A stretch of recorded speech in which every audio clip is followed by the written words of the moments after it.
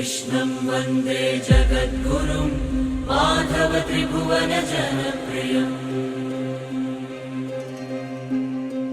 कृष्णं वन्दे जगद्गुरुं माधव त्रिभुवन जनप्रियम् कृष्णं वन्दे जगद्गुरुं माधव त्रिभुवन जनप्रियम्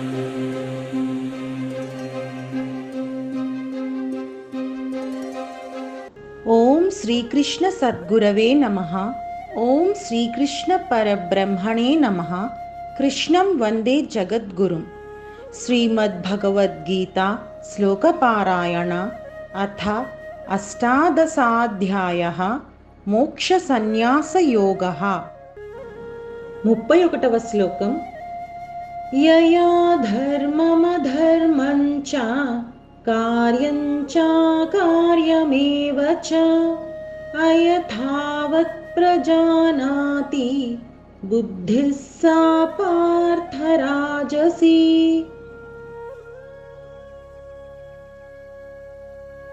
పద విభజన. యయా ధర్మం అధర్మం చ కార్యం చ అకార్యం ఏవ చ అయథావత్ ప్రజానాతి బుద్ధిః సా పార్థ రాజసీ.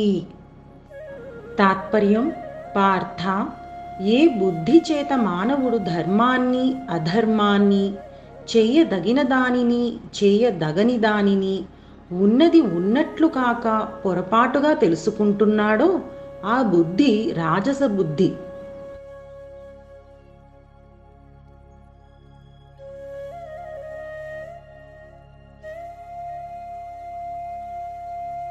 రాజసిక బుద్ధికి ముఖ్య లక్షణం ఏంటంటే తికమక పడ్డమే. ధర్మానికి అధర్మానికి మధ్య ఉన్న తేడా ఈ రాజసిక బుద్ధికి స్పష్టంగా అర్థం కాదు. ధర్మం అంటే ధరించేది మాత్రమే, సృష్టిని పొందికగా ధరించేది ధర్మం. ఇలా ధరించనిది అధర్మం. కానీ రాజసిక బుద్ధికి ధర్మాధర్మ విషయంలో ఎప్పుడు సందేహమే. ఒకసారి ధర్మమైనది మరొకసారి అధర్మం అవుతోంది కనుక వాటిని సరిగ్గా తెలుసుకోవడం కుదరదని ఆ బుద్ధికి తోస్తుంది. ధర్మ సూక్ష్మాలు తెలియకపోవడమే దీనికి కారణం. కార్యము అకార్యము కూడా అటువంటివే. కదులుతున్న నీటిలో ప్రతిబింబం చక్కగా కనిపించదు స్థిరంగా. అలాగే రాజస బుద్ధి కూడా కదులుతున్న నీటి లాంటిదే. అందుకే రాజస బుద్ధి ఉన్నవాడికి శాస్త్రోక్తమైనటువంటి ధర్మం కానీ కార్యం కానీ ఉన్నట్లుగా యథార్థంగా కనపడదు, తారుమారుగా కనిపిస్తుంది. ఎందుకంటే ఆ బుద్ధి కదులుతోంది కదా, కదులుతున్న నీటిలాగా ఈ బుద్ధి కూడా కదులుతున్నట్టుగానే ఉంటుంది అన్నమాట. అందుకనే అన్నీ అలాగే కనిపిస్తాయి తారుమారుగా. ఉదాహరణకి జూదం అనేది తగిన కార్యంగా భావించి దుర్యోధనుడు ధర్మరాజును అందులోకి చేర్చాడు.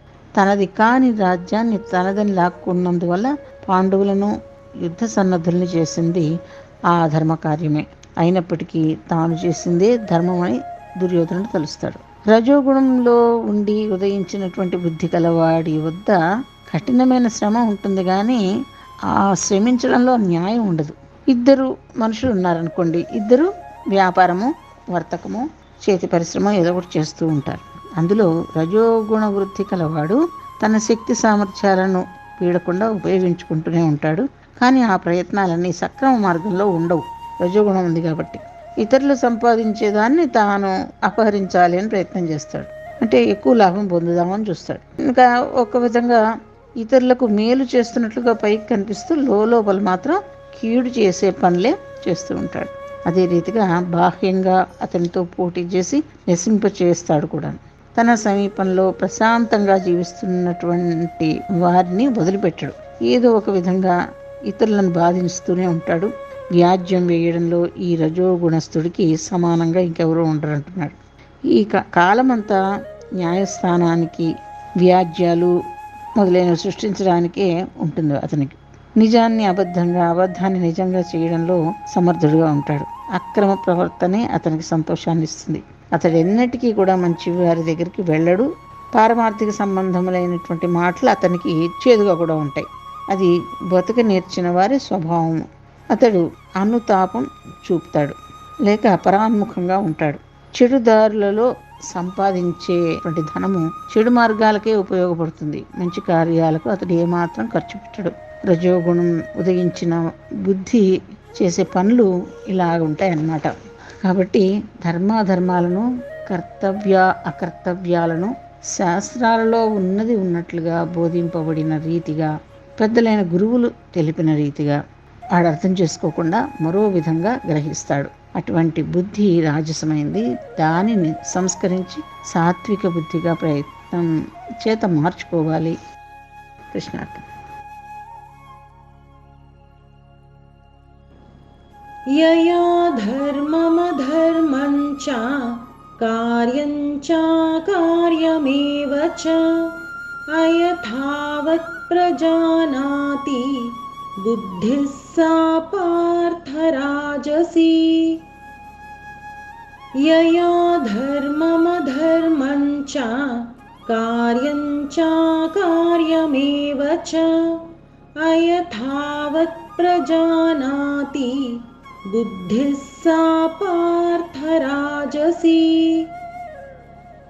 యయా ధర్మమధర్మం చ కార్యం చ కార్యమేవ చ అయథావత్ ప్రజానాతి బుద్ధిః సా పార్థ రాజసీ.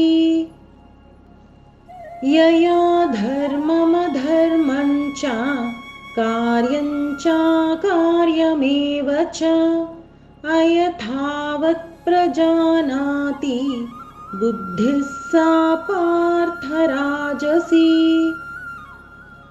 యయా ధర్మమధర్మం చ కార్యం చ కార్యమేవ చ అయథావత్ ప్రజానాతి బుద్ధిః సా పార్థ రాజసీ. జై శ్రీకృష్ణ.